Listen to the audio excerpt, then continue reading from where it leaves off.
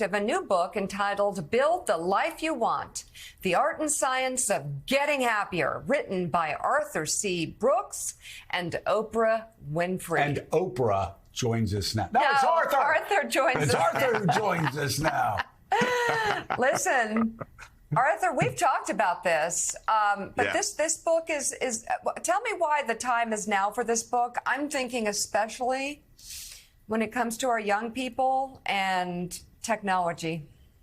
Yeah, for sure. But there's a lot that goes into it. I mean, the truth is that happiness has been in slow decline in the United States since the early 1990s. And then, of course, when technology really took over on social media in 2008, around the time of the financial crisis, these things came together. And then the coronavirus epidemic, where people were just not together and became more isolated and lonely. And then on top of that, you've got the political polarization, which has been the big set of topics in the show today.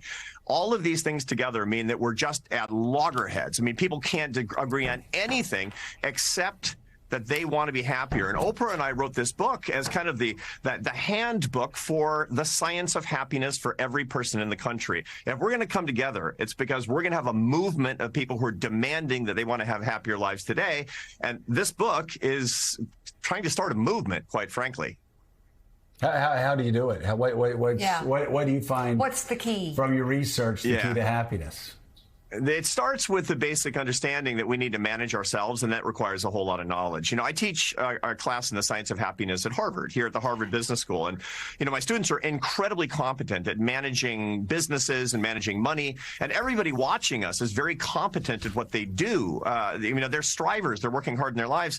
But a lot of people will say, I can manage money. I can manage my family. I can manage my household. I can't manage my feelings. This is the biggest problem that people complain about. So this is kind of your owner's manual for emotions, based on the science of emotions, that we put in very ordinary terms, but based on the science. And, you know, once you start to understand the nature of how your brain works, how your brain processes so much stimuli that's going on around us, you can have a tremendous amount of power. So this is the best science for ordinary people, taking the classroom to the world today. And, you know, look, if Oprah and I do our jobs, we could have a much better 23 and 2024, notwithstanding all the political disagreements that we have, because people are going to start getting happier in their lives. So, Arthur, you write about 4 truths about happiness, the first of which is check whether you're getting your happiness nourishment. How do you define what happiness nourishment is for people watching? Yeah. The main mistake that people make is thinking that their happiness is a feeling. They're chasing feelings all the time. Stop chasing feelings. These are like chasing ghosts. You can't get there.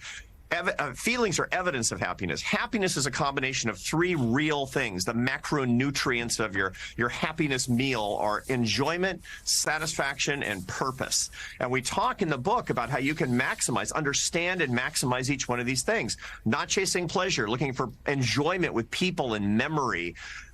Looking for satisfaction, which means that you need to manage not just all the things that you have and have more, but to manage your wants and most importantly, the sense of meaning in your life, the coherence in your life, why things happen in your life. And all of these things have been studied extensively by psychologists and neuroscientists, and we can use these tools and we can share them with other people. And so if people read this, I mean, the reason that we wrote this is because we want to share these ideas, because Oprah and I want to be happier too. Okay, so in your book, you write about a self-test that can indicate our own mix of happiness and unhappiness. It's called the Positive and Negative Effects Schedule. And some of us took it before the show, and the results put us in one of 4 categories. Joe and Claire are called cheerleaders, above average positives, below average negatives. Lemire and I are mad scientists, above average for positives and negatives. And Barnacle, you're just, well, we knew this. You're just average, it seems, right in the middle between being a cheerleader and a judge. But Arthur, what do these mean, honestly? Okay. So Oprah and I put this very famous test into the book that people can take, and they can take it on the website for the book too, so it's very easy to do. And the population is broken up into 4 groups. You need to understand your personality with respect to emotion before you can start managing yourself. This is the most important thing. And the 4 groups are based on the intensity of positive and negative emotions that you experience in your life. A quarter of the population is very high in positives and very high in negatives. Mika, that's you and me. We're mad scientists. Now, that's not a bad thing. Everybody's has, you know, has got to be in one of these categories, and everybody's got their skills and their gifts, and we'll talk about that in a second. Then you have people who are very intensely positive, but not intensely negative. That's Joe and Claire. Okay, that's great. Everybody wants to be a cheerleader, but beware. Cheerleaders have deficits. They don't like bad news. They don't like giving bad news. If two cheerleaders meet and marry each other, they won't recognize threats. They'll spend all the money and go bankrupt. Be careful if you marry a cheerleader. This is a problem. Then, of course, you have poets who are very high negative and very low positive. That sounds really awful. But you know the good thing about poets, they're creative, they're romantic, they're able to tell you the things that might go wrong and they can help you. You need them around if you're a CEO. And last but not least, it's like, you know, Barnacle. He's a judge, man. That means he's somebody who has stable affect, not going nuts. These are the people you need around if you want a surgeon. You don't need somebody to cut you and say, oh, my God. That's not what you want. You want a surgeon who says, I can deal with this.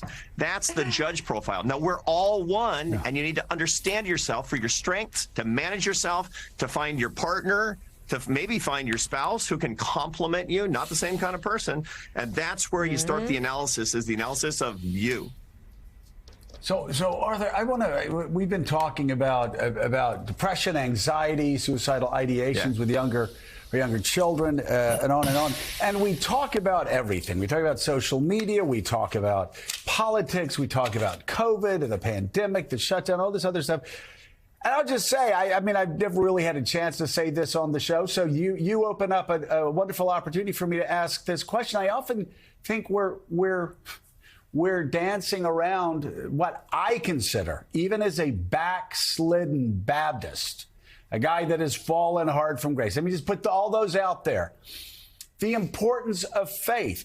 For me, for the people I grew up with in First Baptist Church in Pensacola, we weren't perfect. We all made a lot of mistakes. But I could just tell with my friends, I can still call them now, there's this foundation. Right.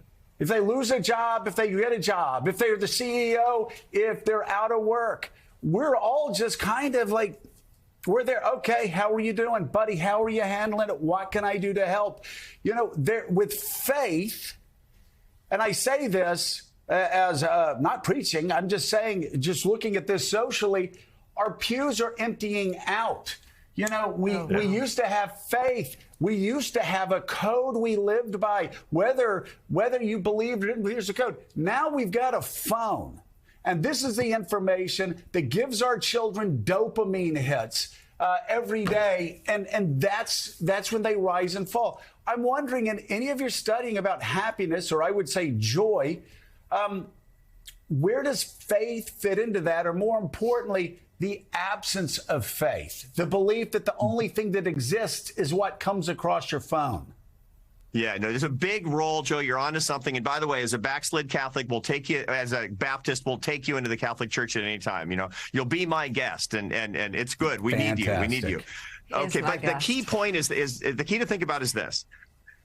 We talk about this in the book. If you want to build the life that you want, you have to build it on 4 solid pillars. These are the kind of the investment pillars in your happiness 401k plan. You can basically block out most other things and focus on 4 things: your faith, your family, your friendship, and work that serves other people. These are the big 4. Now, when I say faith, Joe, I don't mean my Catholic faith, and I don't mean your Baptist faith. I don't even necessarily mean a religious faith. I mean a focus on the bigger things than you. We call that transcendence. That's the metaphysics of the big world. Man, you need to relax, and you need peace and perspective, and you can't do that when you're focused on your own little world, and that's why you need a sense of philosophy. Family life, look, 1 in 6 Americans is not talking to a family member today because of politics. It's insanity. That's a happiness killer.